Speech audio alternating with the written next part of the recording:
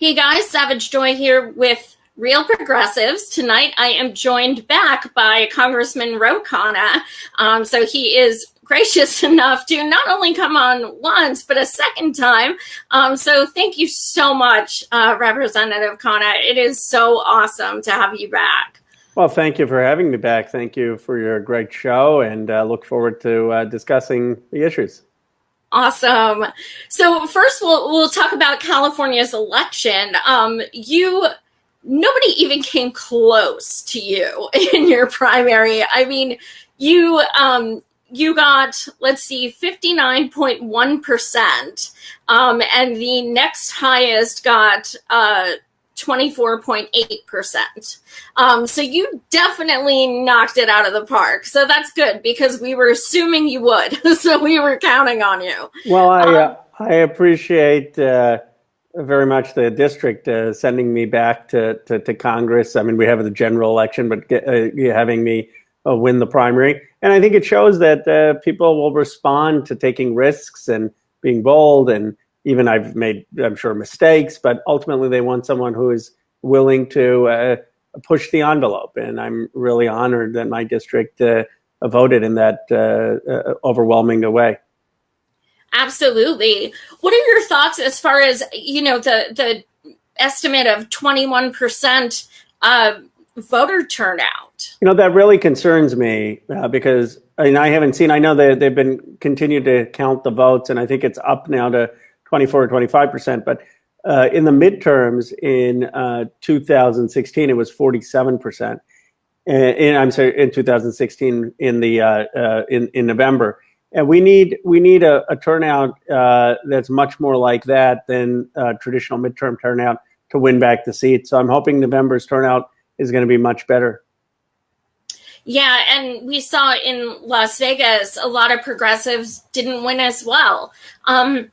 So what are your thoughts as to why people aren't coming out? Do you think people are just defeated at this point? No, I don't think it's that. I think, we get energetic. We get energetic on Twitter, on Facebook, on social media. We come out to marches. We come out to protest. But I think we have to channel that energy into electoral victories. And what the progressives need to do is create the institutions and the infrastructure to channel our energy to turning people out to vote.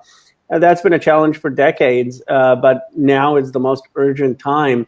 And I just think what happens is a lot of people are active, but then when it comes to election day, they don't remember, they don't know, they're busy with their lives, and we just don't get the turnout. Do you think that we should make it a national holiday? I do. I think we need to make it a national holiday. I think we need to make same-day registration. I'm appalled by what's happening in Ohio, where they're deleting from the voter rolls people who don't skip one election cycle. So there are a lot of reforms we need to make voting easier. But then we also need a infrastructure. The Koch brothers have hundreds of millions of dollars into a conservative infrastructure. We need a progressive infrastructure that isn't about candidates. It isn't about Ro Khanna or Bernie Sanders or Elizabeth Warren, but is about a progressive movement that's focused on just getting people registered, getting them out to vote. That's really important. Yeah, absolutely. And then also 118,000 off the voter rolls in LA. When in 2016, we watched things like that happen in several states to Bernie. So is it your hope that in the future we can have all open primaries, paper ballots? Yeah, this is one of the biggest reforms at the DNC. Consider the state of New York. In New York, you have to register 11 months before the election day for a party ballot to be able to vote in that party's primary. I mean, it was that absurd that I don't care at all for the president, but Donald Trump's own kids weren't able to vote for him because of that law. And that law disenfranchised a lot of independents and progressives who would have voted for Bernie Sanders but couldn't vote because 11 months before the New York primary, probably no one knew who Bernie Sanders was, right? I mean, it's nationally. So I think you should have same-day registration, where on the same day you should be able to vote if you're an independent voter, a declined to state voter, in either presidential election. And that's a reform that the DNC is pushing. It's one of the big reforms in addition to abolishing superdelegates. And it's so important for me that the 2020 election be a fair one in terms of all these rules and not privilege incumbents or people who have more Beltway support. Absolutely. And speaking of New York, you know where I'm going to go because this feed is blowing up. So let's get to the bottom of it. Alexandria Ocasio-Cortez was on my show. She's great. What's that? That's great. Yeah, she's awesome. She's a Bernie-crat. She's for MMT, federal job guarantee, the whole nine. So I saw that now. I guess people were very upset that you announced that you endorsed her competitor. And now that you've learned more about her, you have decided to endorse both? Well, I've endorsed her. Yeah, in California, it's common to dual endorse, but I wanted to be neutral, not to tip the scales against her. And so I had endorsed Joe Crowley, who's a colleague of mine. He's the fourth ranking person in the congressional caucus. And because he had worked on Medicare for All and workplace, he's a co-sponsor of the workplace democracy that would give unions a greater voice.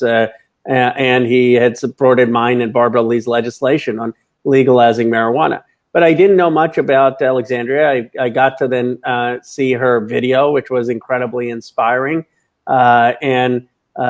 She's comes from a very humble background. She's represents communities that should have a voice at the table. It reminded me when I was 27 and I was running against the war in Iraq, no one endorsed me. In fact, in all three of my races, I never got a single federal elected official to endorse me. I worked for President Obama, but President Obama endorsed my opponent because you always default to the incumbents.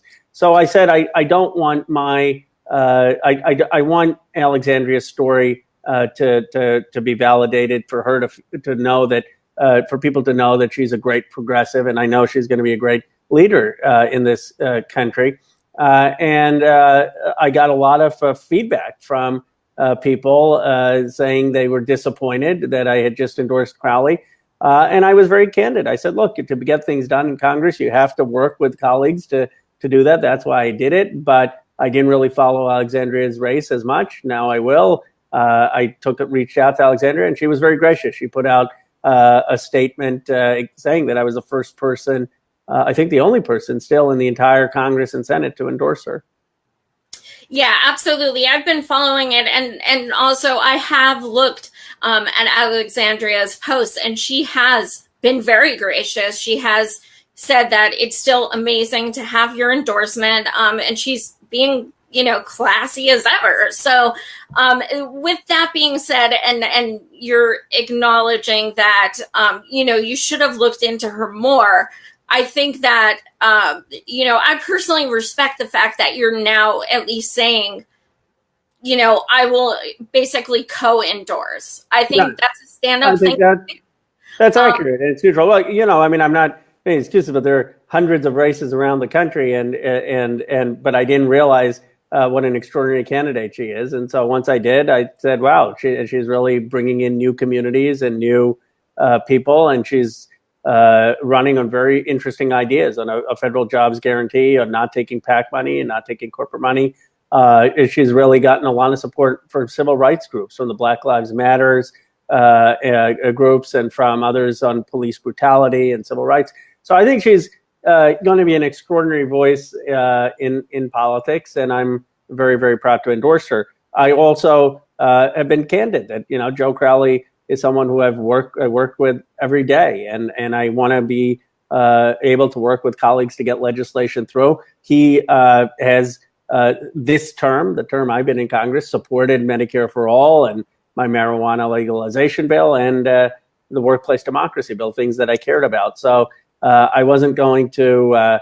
I want to be positive for Alexandria, not negative for Joe Crowley, and that's the type of person I am anyway. Try to find. I think we win in progressive politics by addition, not subtraction. Right. I can totally understand that. Are there any other like Bernie crats or what have you from across the country who you're following and particularly, interested in or Yeah. endorse? Well, I had endorsed Pete D'Alessandro in Iowa, and I went out and did an event for him. He ran Bernie's campaign in Iowa. I He had him ended up on. coming Yeah. in third. He got 15% of the vote, but I thought he ran one of the best campaigns in terms of progressive values. I've endorsed over 14 Justice Democrats, probably the most in the country. People who are really progressive, don't take PAC money, don't take lobbyist money.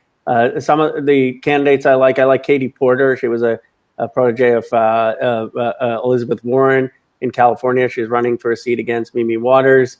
I have supported a number of these candidates. I don't remember, all the names right off the top of my head, but people can look at it and they'll see a lot of progressive choices. You do talk about, and yes, before I forget, you endorsed Levy Sanders, which is awesome. I did. So Levy is one of the, Levy's great. Levy's running on Medicare for all, on free public college, is doing a great service. So usually, if you look at the endorsements, the irony is most of the candidates I have endorsed lose. So they haven't won. So I don't know if people will continue to want my endorsement, but I endorse people I like and based on my values, and not necessarily are they going to win the race. I do think it's different. I mean, in candor, it's a very, very hard thing to do, to endorse against your own colleagues, not because of any sort of corruption. It's just because to get any bill passed, you need to get through committee. You need to get their co-sponsorships. You need to get their buy-in. And ultimately, I care about getting things done in Congress on a policy basis. So there's a reason that most incumbents don't endorse against colleagues. But on the flip side, I understand how frustrating it is for challengers and for people who feel like the system needs to change and we need to get new voices in to play in that system. I had to do it. I ran against an incumbent 3 times. Twice I lost. So I have said I think primary challenges are good. They're healthy for our democracy. I think everyone should have the right to run. I think everyone should have to defend their seat like I did. I had 2 Democrats running against me and a Republican and an independent. So I think that's healthy for democracy. I don't think we should discourage primary challenges. Absolutely. And you loosely touched on the federal job guarantee. You came out with your own version last month or so. A lot of people are comparing it to like the Affordable Care Act, as in it's good, but it's not. It's kind of like watered down. It looks like there's caveats, time limits, location restrictions, income thresholds. So what is the overall goal for this? Who is it intended to help, essentially? Well, I'm very proud of the plan. It's a plan to get people subsidized employment in both the public sector and private sector. Now, there is a disagreement among some. I mean, first of all the progressives are united around a jobs plan, and I have talked extensively with Stephanie Kelton and others, who was Bernie's advisor, who has an even bolder approach perhaps than mine. But we all think it's good that people are finally talking about jobs guarantees. One of the places of slight disagreement is whether there should be jobs not just in the public sector, but in the private sector. I've argued that they should also be in the private sector. FDR talked about a right to work, not just in government, but on farms, in industries, in mining towns, and in small businesses. And if you look at Denmark's program, we always like looking at Scandinavian countries, they actually have subsidized employment in the private sector. You can work as a painter, as a glazer, as an electrician for unions that are doing private sector jobs. You can work in a small business. Now, you shouldn't be able to be Walmart or McDonald's and exploit this by getting subsidized work. And that's why we've limited it to 15 people for any particular business. But one of the big philosophical questions is, should we have the private sector also as subsidized employment? I believe you should. I think you should have public sector and private sector. There are 120 private sector jobs, 126 million private sector jobs in the United States. There are about 23 million public sector jobs. I don't believe any person should be forced out of the private sector in this country. I think that would be furthering wealth disparity.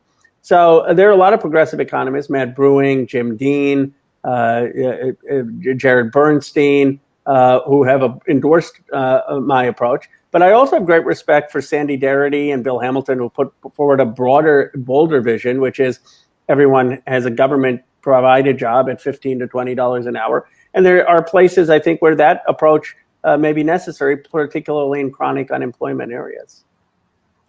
Right on. So you also stated that you do hope some other federal job guarantee proposals come out. Yeah.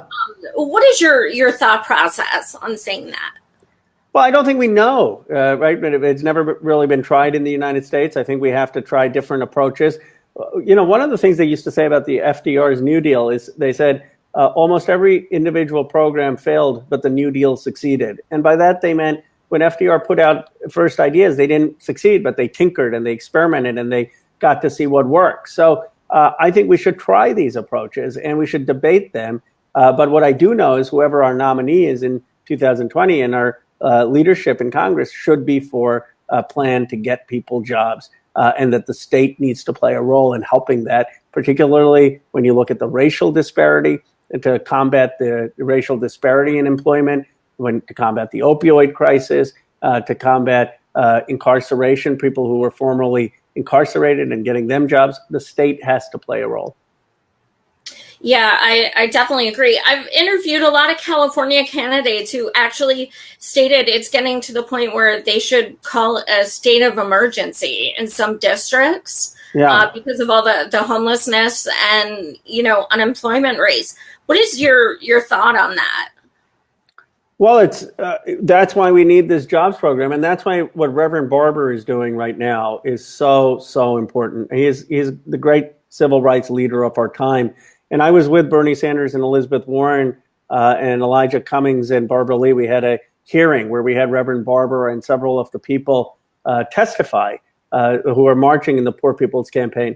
And I was struck by two things. They said, before we let this campaign fail, we will go to jail.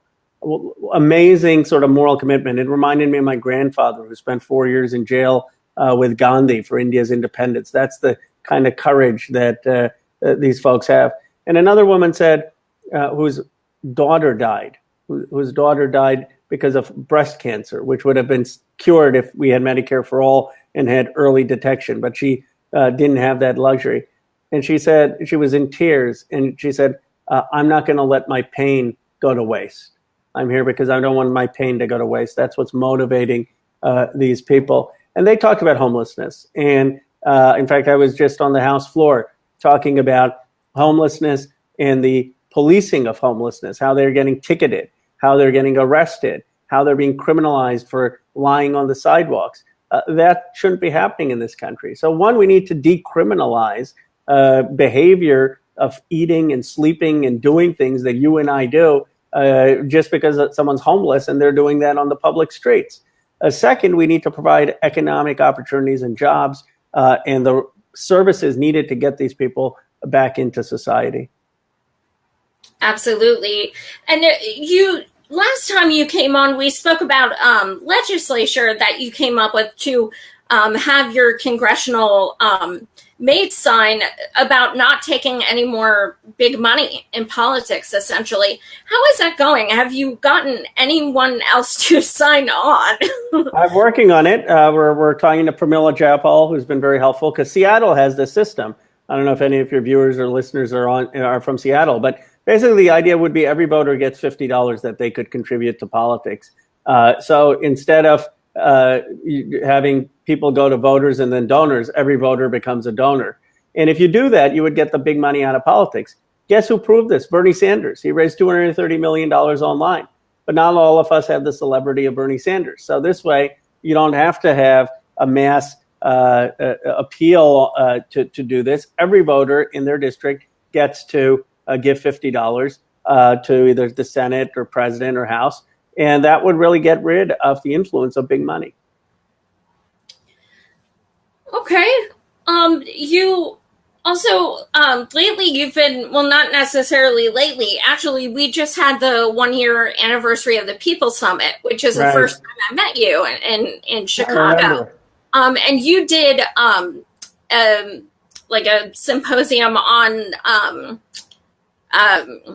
internet, Net neutrality. net Yes. neutrality. My mind went blank.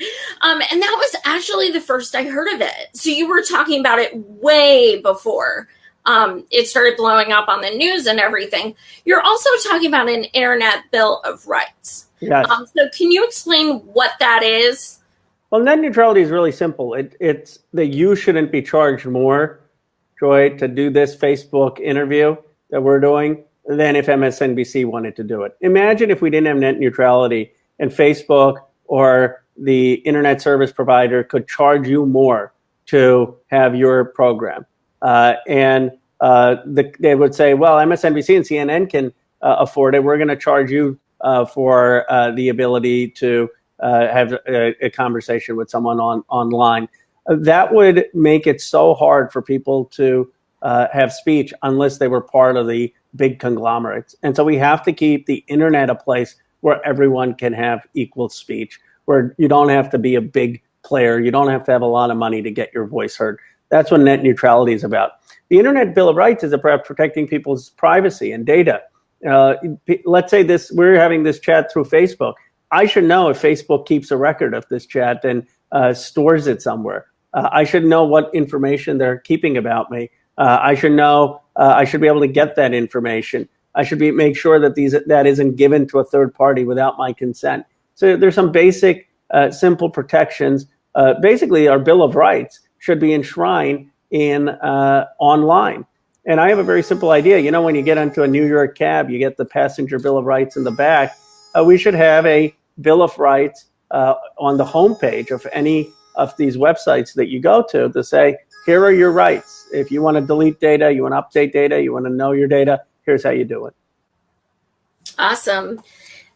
What is it, should you be elected again, fingers crossed, what is something that you would like to do this time that you haven't been able to accomplish this time, or something you'd like to expand on?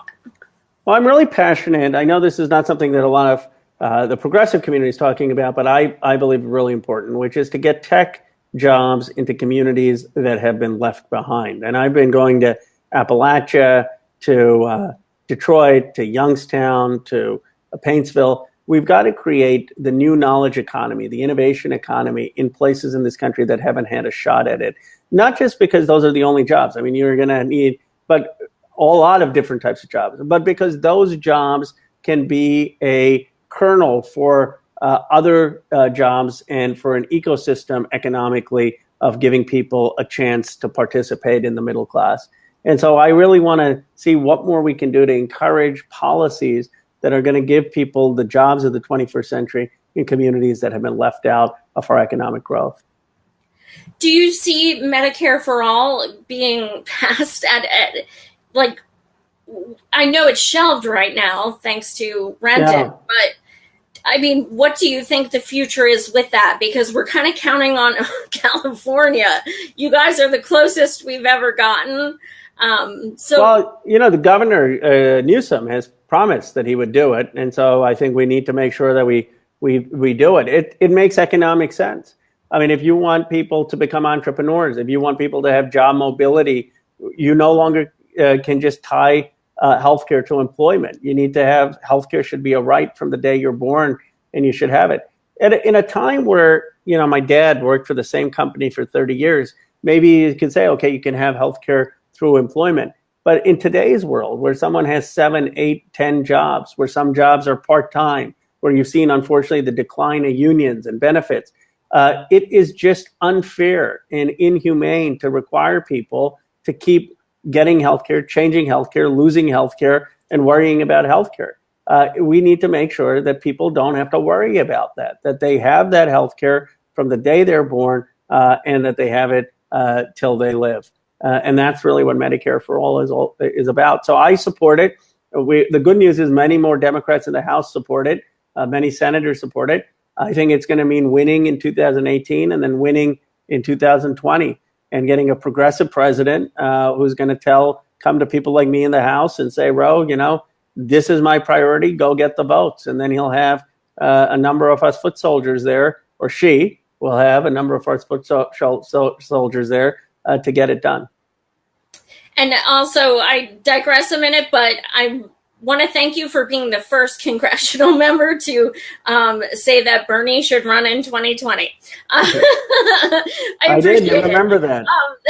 When I said that, people looked at me like I was crazy back then, and there were all these headlines. And now everyone, a lot more people have come on board with that idea. So I definitely appreciate your pointing that out. Well, you guys, I apologize, but Ro is kind of a busy man, and he has to bolt. Did we get I want to make sure we got all the hard questions. Did you ask me the hard questions? Yes. All right. Those were the two most important things people wanted to ask were the FJG and Alexandria. All right. Good. But thank you so much for joining us, Ro. Thank you for the work you guys are doing. Thank you. Absolutely. We may not agree on everything, but I totally support you. You're an amazing man, and thank you. I appreciate the work you're doing. And I think dissent and disagreement is a healthy part of politics. It would be scary if the progressive community all started in groupthink. But I think what matters ultimately is that we all share the same values, which are values of stopping these bad wars, making sure that we're dealing with the massive income inequality, working towards a more peaceful and equitable world. And we may have different approaches to that, but I think that really has to be the overriding focus. And Reverend Barber sort of reminds all of us about that moral renewal that he's calling for in this country. Absolutely. Thank you so much, Ro, and please keep in touch. Thank you.